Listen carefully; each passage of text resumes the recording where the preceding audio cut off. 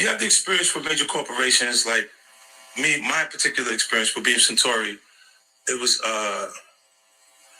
great in the beginning. It's great for us to work for them. It's not so cool when you start to own things. Beam Suntory is the alcohol company, liquor company. 50 Cent was partnering with them to do his liquor brands. And he's talking about, when he says them, he's talking about, you know, these big corporate or these big entities in the liquor business that have been there for hundreds of years. You see what I'm saying? So I made a lot of money with them too. Like, there's a point, they did a deal that mirrored what Puffy's deal with Diageo was for Ciroc. So he didn't have ownership of that at any point, but he was getting a lot of money, like almost like $60 million a year at one point. So when you see him go to De Leon is when you see him have some issues. And they not. It gets bad. What 50 is saying is Diddy started with this company, Diageo, and then he tried to branch off and do his own thing so he could have ownership of the liquor brand. So Diddy went and did De Leon tequila. When he branched off from working with Diageo, if you guys don't remember, and I'm gonna show you I reported on this 4 months ago on the channel, that Diddy started working with these people and then he branched off because he wanted ownership, but he also, you know, was calling them racist and different things like that. Now, we're not condoning anything that Diddy is accused of, anything that he's fighting in court, or nothing like that. Not that we even care. If we seen what Diddy did to Cassie on video, so we don't even really care morally, you know, what's his consequences to his actions. We just giving some backstory. I'm going to show you what I said, and 50 is also, he's not standing next to say Diddy is innocent at all, but he's giving backstory on why right now, you know, after decades and decades of Diddy doing this stuff, 50 is trying to explain to you guys why it's happening right now to Diddy. Check this out. You know, and these people have really strong relationships. Don't think that the civil case doesn't turn into a criminal case faster because he's making them uncomfortable. So this is what's really going on behind the scenes. Diddy made this liquor company uncomfortable, be calling them racist, trying to go head up with them business-wise. He's trying to compete, become a competitor with them after working with them and making billions of dollars with them. 50 said it was a $60 million a year that Diddy had with them people. Then Diddy tried to branch off and own De Leon, but not just branch off. You tried to devalue Diageo by calling them racist, and Diddy took legal action against them, and there was a bunch of different things like that going on. That's why 50 say it happened now, faster. You know, the civil cases that Diddy was going through, or that he is going through, you know, they turned into criminal cases faster. They probably would have turned into criminal cases either way, but it happens faster because you going against these other companies that really they looking at it like they gave you a star. If I'm not mistaken, Diddy was allowed to buy into Ciroc or like get that deal for like $1. It was something crazy, like a crazy story. Like Diddy paid $1 and they gave him like equity or something. Maybe not equity, or they gave him the deal. It was something crazy like that. So they look at it like they did him a favor, and then he turned his back on him and tried to flip on him. So it's business. Let me see if 50 had any more to say.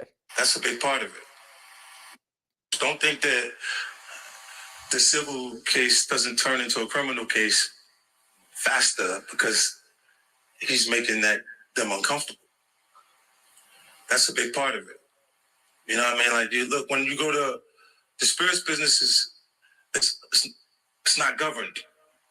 They got a discus board that they created, right? If you got two companies that are $3 billion a year, and Beam Suntory and Diageo, the distribution level, it's very hard for you to get things to a point where you can do the numbers, the right numbers, the amount.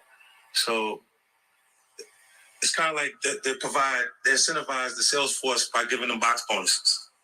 And 50 going into a different conversation. He going into business, and he basically explaining why, you know, it's more beneficial to own than work with these companies, because they put, you know, clauses in contracts to simplify it that you'll never hit these marks and you'll never actually accomplish these things that you have to accomplish to get ownership through the contract that they give you. Now, I want to show you guys this right here. Look at this. I'm about to share the screen with you guys. Check this article out. This is what happens when you go against the people that gave you. See, Diddy and Diageo part ways in settlement of racism accusations. That was January 16, 2024, top of the year.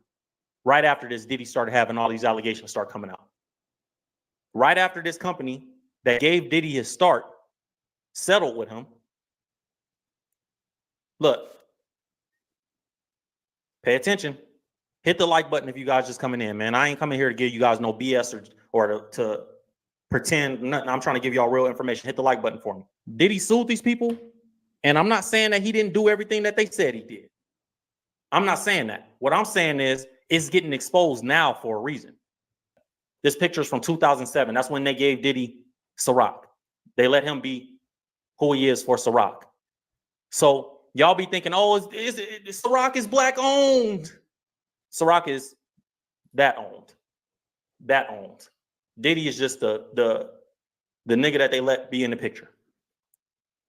So as soon as he started, this picture right here is from 2007. Here you guys go, right there, bottom, October 24, 2007. That's when this video or this picture was taken. In January 2024, Diddy accused them of being racist and got a settlement.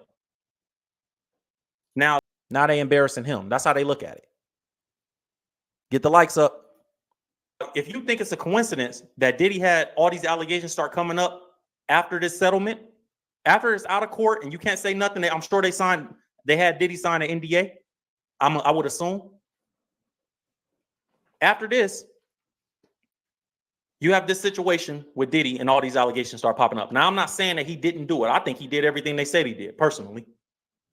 But I don't think it's a coincidence that we find out about it now. It says Sean Diddy Combs and Diageo said Tuesday they have broken ties and selected the music mogul's accusations that spirits giant neglected his vodka and tequila brands that he promoted or co-owned.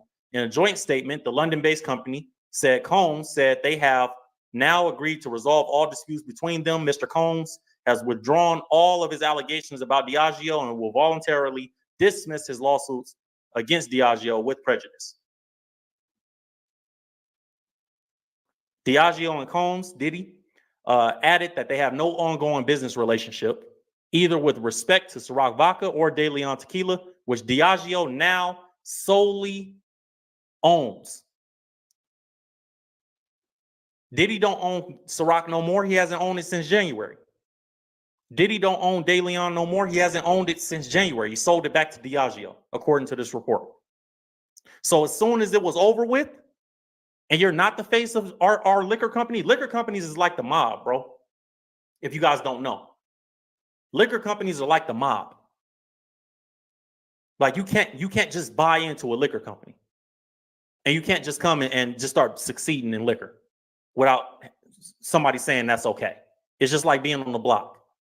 You ain't coming to our block and just selling your premium vodka, bro. And nobody said that's okay for you to be outside with that.